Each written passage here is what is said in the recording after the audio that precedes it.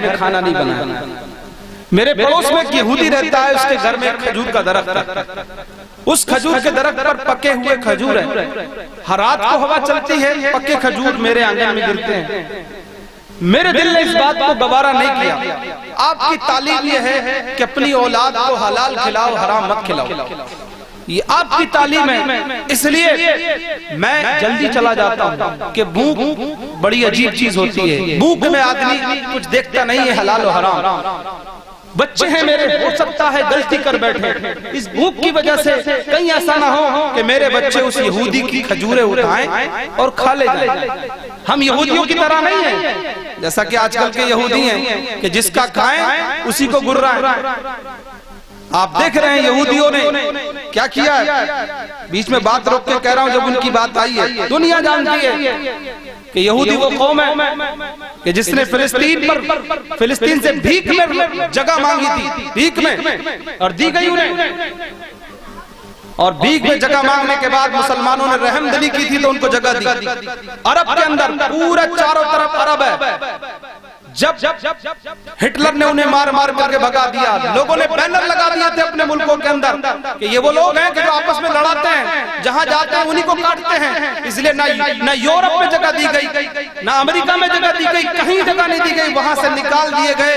اور اس کے بعد جب وہ عرب کی سرزمین پر پہنچے فلسطین، تو فلسطین انہوں نے بینر لگا رکھا تھا، آج بھی ان کا فوٹو پڑا ہوا ہے گوگل پہ، سرچ کر کے دیکھ لیں، اس بینر پہ لکھا ہوا تھا سب نے ہمیں اپنے دروازوں سے لوٹا دیا ہے۔ اے مسلمانوں، ہم تم سے امید کرتے ہیں، تمہارے نبی کی تعلیم یہ ہے کہ تم کسی کو اپنے دروازے سے واپس نہیں کرتے ہو، تمہارے نبی کی تعلیم ہے، تمہارے قرآن کی تعلیم ہے، اس لیے ہم تم سے امید کرتے ہیں ہمیں رہنے کے لیے جگہ دے دو، صرف ہم رہنا چاہتے ہیں۔ مسلمانوں نے جگہ دے دی اور بڑی پلاننگ کے ساتھ میں باقاعدہ طور پر جو اسلام دشمن طاقتیں ہیں انہوں نے دھیرے دھیرے کر کر کے ان کو پھیلنے کا موقع دیا، اور آج دیکھ رہے ہیں آپ، آج انہوں نے تقریباً اسی سرزمین کا بھی نقشہ دیکھ لیں آپ، تقریباً 90% زمین کو ہڑپ لیا ہے، اور بچی کچھ اب تقریباً 10 یا 12% زمین ہے، اس کے اوپر بھی طرح طرح کے ماحول بنا کر کے، طرح طرح کے الزام لگا کر کے وہ بچے کچھ جو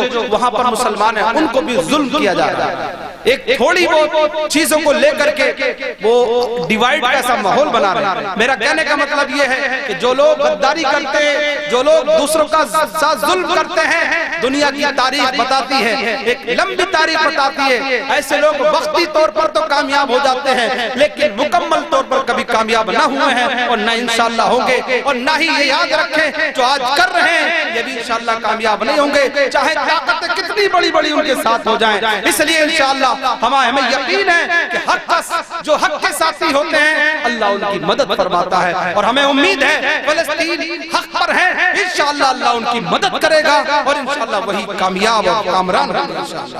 تو عرض کرنے کا مطلب یہ ہے حضرات گرامی، وہ یہودی کا گھر تھا، اس یہودی گھر میں وہ کھجور کا پیڑ تھا، اس سے کھجوریں گرتی تھی۔ وہ صحابی کہتے ہیں یا رسول اللہ میں اس لیے جلدی چلا جاتا۔ اب یہ غریب صحابی ہیں، یہ اپنی بات نبی سے عرض کر رہے ہیں۔ اب سنیں دوسرے صحابی ایک مالدار صحابی ہیں۔ اس واقعے کے اندر دو باتیں بڑی قابل غور ہیں، صحابی، غریب صحابی اور امیر صحابی، دونوں لوگوں کا عمل ہے جو ہم آج کے مسلمانوں کے لیے عبرت کا سامان ہے، ہمارے لیے ایک سبق ہے کہ ایک غریب صحابی ہو تو کیسا ہو، اور امیر ہو جو امیر صحابی ہے تو وہ کیسا ہے، ان سے ہمیں سبق لینے کی ضرورت ہے۔ آج کے مالداروں کو بھی سبق لینے کی ضرورت ہے اور غریب کو بھی سبق لینے کی ضرورت ہے۔ حضرات گرامی، وہ صحابی رسول یہ بات کر رہے ہیں، بغل میں بیٹھے ایک امیر صحابی ہیں جن کو دنیا جانتی ہے بعد الانبیاء بالتحقیق افضل البشر ابو بکر صدیق رضی اللہ تعالی۔ حضرت ابو بکر نے جب یہ بات سنی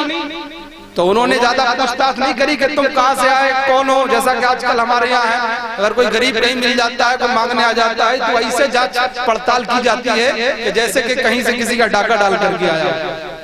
بہت سے لوگوں کا ہی مزاج ہے، میں نے خود دیکھا ہے مسجد کے اندر بہت سے لوگ، کچھ ہوتے ہیں ضرور ایسے مانگنے والے جو واقعی غلط ہوتے ہیں، لیکن حضرات گرامی کچھ لوگ ایسی بھی زیادتیاں کرتے ہیں کہ بہت زیادہ زیادتیاں کرتے ہیں، اتنی پوچھ تاچھ کرتے ہیں۔ بہرحال اگر دینا اللہ نے دی توفیق تو دے کر کے کام ختم کریں، نہیں تو بہت زیادہ کسی کو پریشان نہ کریں۔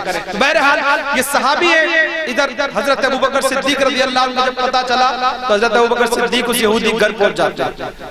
ان صحابی سے کچھ نہیں، وہ حضور کی بارگاہ میں حضرت ابوبکر یہودی کے گھر پہنچتے ہیں، اور یہودی گھر پہنچ کر کے حضرت ابوبکر صدیق رضی اللہ عنہ یہودی سے فرماتے ہیں، یہودی بتا تیرے پیڑ کے پیسے کتنے ہیں، بتا تیرے پیڑ کی قیمت کتنی ہے۔ اس سے جا کر کے آپ سوال کرتے ہیں، اس نے بتائی اتنی قیمت ہے۔ آپ نے فرمایا یہ پکڑ تیرے پیڑ کی قیمت ہے، آج سے پیڑ تیرے گھر میں ہوگا اور کھجوریں ابو دجانہ کے گھر میں ہوگی۔ ان صحابی کا نام ابو دجانہ بتایا جاتا ہے رضی اللہ تعالیٰ عنہ۔ کہا پیڑ تیرے گھر میں رہے گا اور کھجوریں آج سے جو ہوں گی وہ صحابی ابو دجانہ کی اور ان کے بچوں کی ہوں گی۔ یہ سیکھنے کی چیز ہے حضرات گرامی، سبق کی چیز ہے کہ اگر اللہ دولت دے تو اس کو خرچ ایسے ہی غریبوں پر کریں کہ ان کی جو مشکل مصیبتیں ہیں، جو ان کی اصلی پرابلمز ہیں، ان کو دور کرنے کی ضرورت ہے۔ اگر کوئی بیمار غریب ہے تو آپ کو زیادہ سوال کرنے کی ضرورت نہیں ہے، اس کی بیماری کا مکمل انتظام کر دینے کی ضرورت ہے۔ اگر کسی کے گھر میں فاقہ ہے تو تمہیں اس کے گھر میں جا کر کے فاقے کا انتظام